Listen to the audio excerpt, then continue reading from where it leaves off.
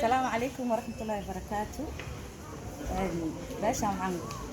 سوق إيمان تعسيو وحنون بدن أنا جو قبلي ويتان كده رمباسة waxaan maxay ahayd aan ka cabanayna rafaad dib in badan haystay oo hadda aan ahayn oo hadda bilaabanin oo mar badan nasoo haystay inay maxay ahayd maalin kasta nala gurto xabad noola baxsado maalin kasta waa wax hore noo soo haystay haddana waaba nooga dareena waxay nooga dareena gawaarida xamuulka oo dadka saarnaan ay bam ay nooga xiraan marka waxaan rabnaa waxaan weydiisanaynaa dawladda Kenya madaxweyne baka MC waxaan weydiinaynaa amaan Kenya weydiinaynaa maxay ahayd iyo nolosheena weydiinaynaa ayaga naga mas'uul ah ayaga rabaan maxay ahayd amaan Kenya inay sugaan maxaa anaga marka aan weydiisanaynaa anaga nolosheena ayaga rabaan maxay ahayd amaan Kenya inay sugaan maxaa anaga marka aan weydiisanaynaa anaga nolosheena. السلام عليكم ورحمة الله تعالى وبركاته. أنا جوجنا ودن كبمباسا خطرسان على دي جري ويتان جند. ما نك استدب أيام نقصده مداير ولا لايا دكاير ولا بيئة جدك ونولا جلا يليشين ولا حل بحا دبكاس نقول نقول يعني ما كلفنا أرضك كلا دبكاس ما قبوا أنا قال لي دبكاس ما ركتي دكاير لا حل بحا أو واحد ما ركتنا وجه حلانا عن لهن arrintiida waa ka xunnahay dib weyn ayaan maaragtay u aragnay xanuun weyn ayaa naga haayo waa mid dhan oo meesha isku keentay waxaan leenahay dawladda Kenya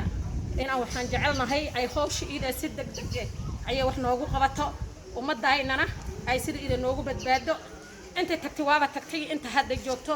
ay sida noogu badbaadaan ayaan rabnaa madaxweynaha Kenya iyo kansaliyadka intaba waxaan rabnaa si maaragtay macquul leh inay dadkayna wax ugu qabtaan dadkii oo dhibaataysan abaarahayaan dhibaato haysta ayaa maxaa la dhihi jiray qaraxyo wadada loo gelinaa waa la halbaxaa xanuun badan ayaan helay wax badan ayaan aamusnay khalay wixii naga dhawaajiyay waa wax dhib leh waa wax xanuun ah waxaan la hurdi weyno la harsan weyne waa kulay dhibna qabtay arrintiida ayaan maxaa la dhihi jiray ka xunaay dawladda Kenya waxaan ka codsanaynaa dad rasmi oo wadanka u dhashay ayaan nahay dad maaragtay wadanka maaragtay qayb ku leh ayaan nahay maaragtay dad dhan oo la aqoonsan yahay ayaan nahay maxaa nagu kalifay ardayga kale oo Kenya inay dhibka yeelin oo wadankayna kaliixaas dhibka u yeelo arrintiida maxaa nagu kalifay waa cajiib waxaan jecelnahay dhulkayna sida ugu degdegka badan inaa dhibaato dambe oo teeda ah ayna soo gaarin qabiil kasta waxa keenay dhibaatadaas inay dawladda Kenya ay security culus wadankayna siiso dalkayna nabad noogu noqdo ayaan jecelnahay taas ayaan ku codsanaynaa maanta dagaal iyo dib ma wadno alxamdulillah dadkayna inta dhimatay sabr iyo iimaan Allah naga siiyo inta tagtay waa tagtay inta nool ayaa maxaa la dhihi jiray Allah noogu taaniyeelo marka waxa waaye dawladda Kenya waxaan jecelnahay annaga oo maxaa la dhihi jiray dadkii maaragtay kamid ah wadan kasta Soomaalida way degan tahay dhibaato kama dhacdo balse kayna maalin kasta way ka dhacdaa balse kayna maalin kasta wiilashayna waa la halbaxaa ninku farxayo ma jirto fadlan waxaan ku codsanaynaa inay dalka si maaragtay nabad ah ayaa wadankayna loogu soo amaan geliyo ninka naga maqan oo cawada la todoba habeen naga maqana waxaan jecelnahay geeridiisa in noloshiisa intaba balha noola keena Kenya waxa kala weydiinayaa dadka ay la halbaxayaan oo sabab la'aanta oo reemiga ah sababta ay u la halbaxayaan taasna su'aalan kale yahay maxaa sababta ku kaliftay reemi waaye maxaa ku kaliftay hadda awal waa la halbaxayaan hadda baabuurtayna qarxay loo gudbidka masaakiintu waa ku bixeen rag iyo dumar waa ku bixeen xoolaha iskiga bixeen marka waxaan leenahay arrintiida nagala jooji assalaamu calaykum waraxmatullaahi tacaala wabarakaatuh. السلام عليكم ورحمة الله وبركاته. halkan waxaan isugu imaanay tacsiyo inaan walaalihiin u tacsiinaa isugu imaanay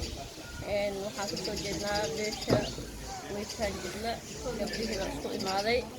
marka waxaan rabnaa nabad baan rabnaa maadaama la wada degan yahay Mandheera yani dagaalka anaga bisul haystaa inta kale Allah ka badbaadiyo anagana